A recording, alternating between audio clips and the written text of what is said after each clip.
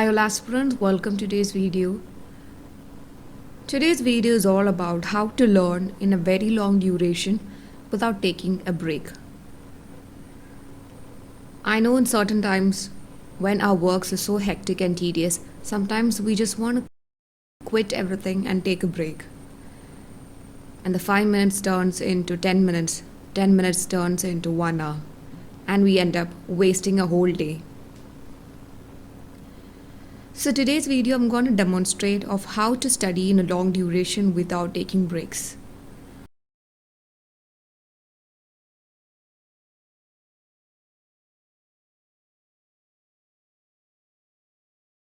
And one more disclaimer is that it's like going to a gym. You can't pick up a 5 kilos of weight on the first day itself. You need to flex your muscles and it takes some time. And for me also it took an awful amount of time. So please be patient with you, and this is a method that we should be following.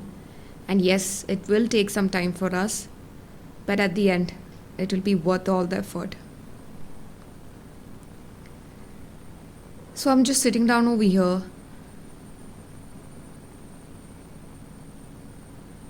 trying to study for geography, and before I start with my studies I always look back to my notes and see what I did study on the previous day, what all the portions that I went through yesterday. And more importantly, I always study with an interactive session.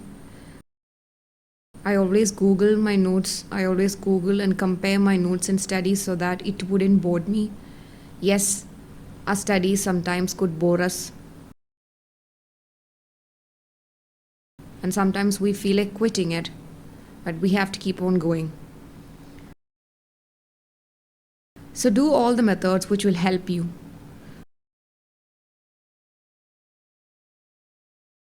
Do not tempt your willpower. So give yourself the chance to be more creative and be able to focus on your studies. I also review my schedules once a while, and I'm currently going through my schedules and where I reached and what all left to do.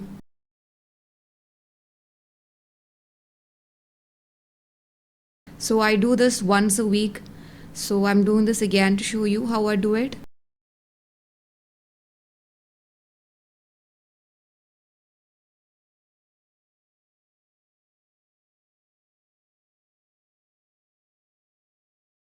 And yes, the schedules that I started with is not what I'm doing right now. And each time I keep modifying my schedules and new modifications.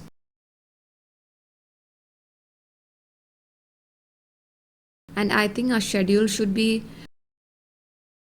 more rigid and flexible at the same time, just like our Indian constitution. So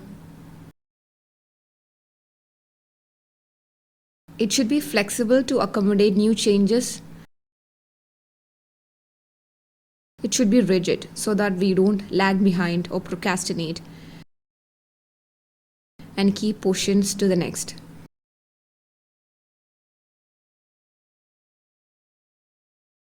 And yes, I also have my schedules pinned on my monitor so that I could refer whenever I want.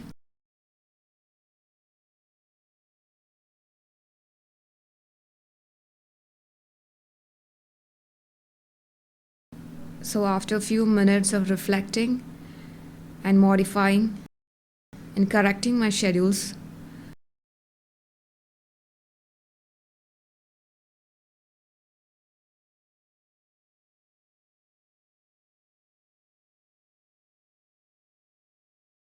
I think it's important and essential for us to sit and study for a longer duration. The reason is that mostly for examination, the test will be in 3 hours or sometimes 2 hours. So we need to practice ourselves in such an environment, in such circumstances.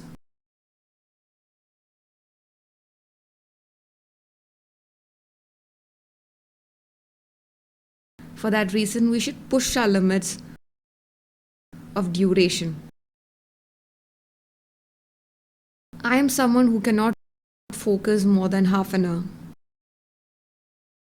So it took me a long while to get here. What I would do is that as soon as my focus starts to fall, I switch from one subject to the other, or switch from one activity to the other.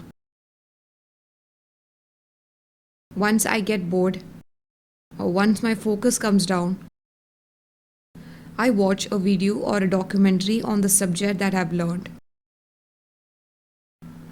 So, in a way, that keeps me again going in the same topic. And even while I study, sometimes I get up from my seat and I study the maps that are being stuck in my room and study the charts that I've made and put it up in my room.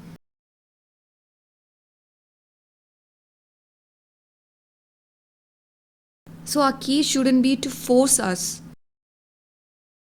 We shouldn't force us to sit and study for a long duration of time. We have to be patient enough with us. I did try lots of methods to extend my focus. I did Pomodoro methods and other methods. But none of it worked for me.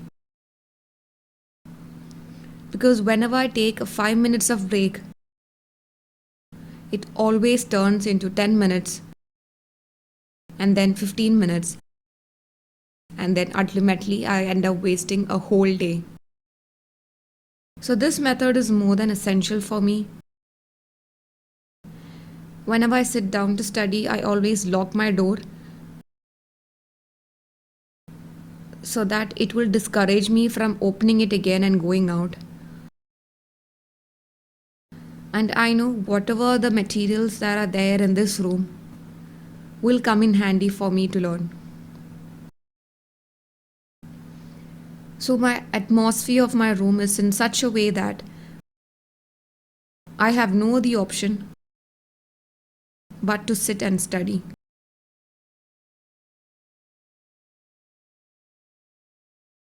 And I always keep my phone somewhere else. Not in my room, in some other room.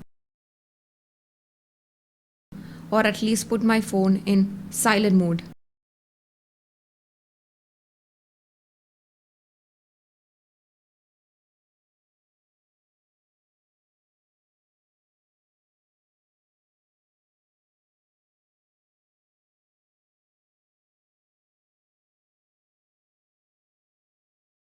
I try to be more creative and more interactive with myself so that it wouldn't bore me.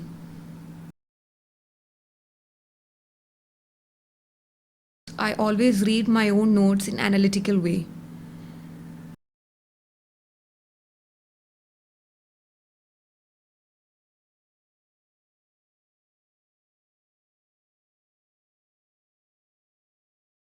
I think I'll make a video on how to read analytically. That is analyzing and reading. So it's an effective method. I'm not sure whether this method is already be there. I stumbled upon this method and ever since that it has been such a boon to me, and for me this was my holy grail.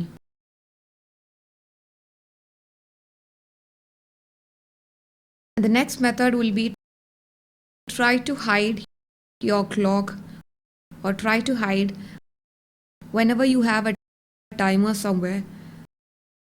Do not look into it. Because sometimes when you're learning, without yourself knowing about it, you will get into a focus mode or a flow state. And it's more or less like a bubble that you're in, a beautiful bubble that you're in. But once it's being pricked, it will be hard to get back in. So I request you to keep any clock or any alarm clock that you have in your room, to keep all that away from your sight. And yes, we already have taken care of our phone, and I always put my phone in silent mode or keep my phone in somewhere else. And drinking warm water does help me a lot. And I'm someone who don't drink tea or coffee. I don't know why, but I just totally hate the taste of it. And drinking warm water really helps me a lot to go into the meditative state, the flow state of learning it. The more involved you are with your studies, the better.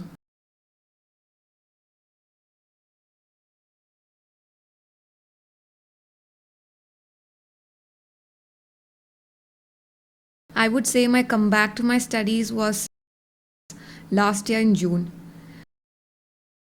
But it took me like 8 to 9 months to come in this stage. But I think I should be more thankful for at least taking only 8 to 9 months. I think I should just put it that way for the sake of my semblance. I used to struggle a lot because since I took 3 to 4 years of break from my studies, it was really difficult for me to come back to my studies, to actually sit down and relate to the points that I've read. And honestly speaking, it was like reading all these German sentences, German language, because I couldn't understand a single word. I could understand the language, but I couldn't relate it to an understanding level. I couldn't comprehend it. And thankfully, I was persistent enough. And thankfully, I was diligent enough that I didn't feel like giving up on it. I took it as a challenge. And yes, I'm more thankful to myself that I didn't let go of myself. And how I'm studying at present is that we all have our schedules being given in our official site or in whichever website we could Google and find the elaborated version of our syllabus.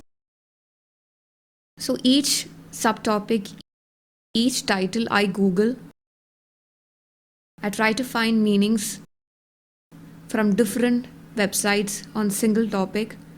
I compare that. I watch videos necessary for that.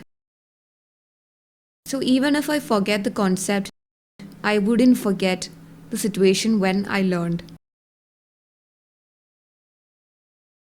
I try to make my studies more creative so that I could remember when I study the single topic. The more creative the situation are us to learn a topic, the more easier for us to have the retention of the single topic.